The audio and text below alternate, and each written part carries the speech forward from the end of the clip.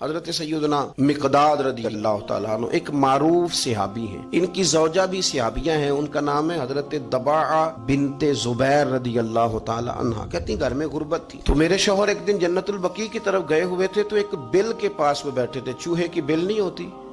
کہتے ہیں وہ ایک بل کے پاس بیٹھے ہوئے تھے تو چوہا اندر گیا بل میں، اور جب واپس آیا تو ایک دینار لے کے آ گیا، پھر اندر گیا، یعنی ان لوگوں کو بلوں سے دینار ملتے تھے، ہمارے سارے پیسے ویسے بلوں میں چلے جاتے،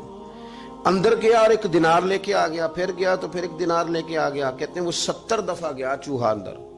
اللہ قرآن میں فرماتے ہیں تو مجھ پہ بھروسہ کر، وَيَرْزُقْهُ مِنْ حَيْثُ لَا يَحْتَسِبُ، وہاں سے روزی دوں گا کہ تو نے کبھی سوچا بھی نہیں ہوگا، میری ذات پر بھروسہ کر، پھر میں تیرے لیے بڑے دروازے کھول دوں گا۔ وہ چوہا 70 دفعہ اندر گیا اور 70 دفعہ ایک دینار لے کے باہر آیا۔ حضرت مقداد فرماتے ہیں میں نے انتظار کیا لیکن 71ویں دفعہ پھر نہیں آیا۔ علامہ یوسف نبہانی علیہ رحمہ نے اس کو لکھا ہے، فرماتے ہیں میں نے وہ پیسے اسی طرح اٹھائے 70 دینار اور میں نبی کریم کی بارگاہ میں لے گیا، میں نے کہا حضور اس طرح کر کے نا چوہے کی بل سے 70 دینار ملے۔ اب بات کو سمجھے نا، جب دینے والا دینے پہ آئے تو اس لیے میں کہتا ہوں کہ سارے دروازوں سے بہترین یہ ہے کہ رب رسول کے دروازے پر حاضری دی جائے، وہاں سے ملے تو پھر کوئی روک سکتا نہیں، کوئی سیاست کوئی شخص رکاوٹ بنتا۔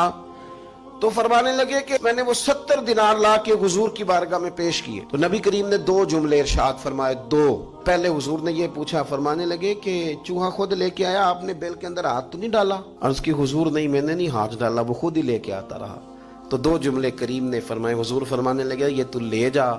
اللہ تجھے برکت عطا فرمائے۔ 70 دینار کو بہت بڑی خطیر رقم نہیں تھی، لیکن فرمایا تو لے جا، اللہ تجھے برکت دے۔ آپ کی زوجہ حضرت دباعہ بنت زبیر کہتی ہیں کہ 70 دینار اور دعا نبی پاک کی، تو فرماتی ہیں پھر میں نے اپنے گھر کے اندر نہ بوریوں میں چاندی بھر کے رکھی ہوئی تھی، پھر بھی مال ختم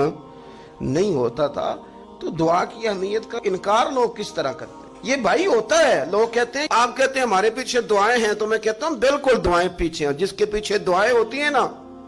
پھر آپ یقین کریں کہ سفر لمبا بھی ہو تو رب اس کو آسان کر دیتا ہے، دشوار گزار بھی ہو تو اللہ اس میں اپنا فضل شامل کرتا ہے، پھر انسان کو تھوڑے پر وہ برکت ملتی ہے کہ انسان سمجھتا ہے کمال ہو گئی۔ رسول کائنات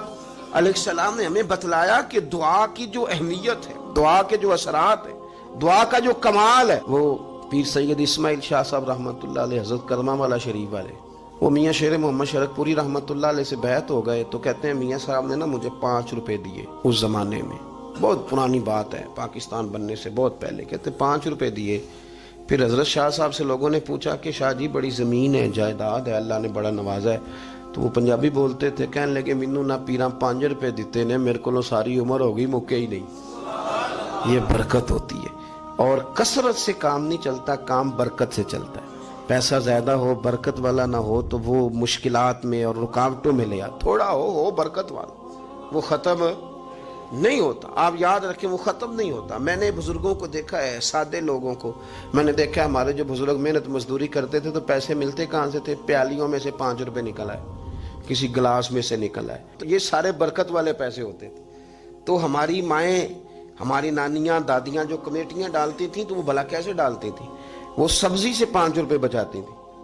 وہ 10 روپے گھی سے بچتے تھے تو اس کی کمیٹی ڈلتی تھی، پھر ان سے بیٹیوں کے بیاہ ہوتے تھے، پھر ان سے گھر کے چراغ روشن ہوتے تھے۔ اس کا معنی کیا ہے کہ کروڑوں اربوں روپے کے ڈاکے ڈال کے نظام نہیں چلتا، پیسہ تھوڑا ہو برکت والا، اس سے کام چلتا ہے، اس سے خیر ہوتی ہے، اس سے فضل ہوتا ہے، اس سے عطا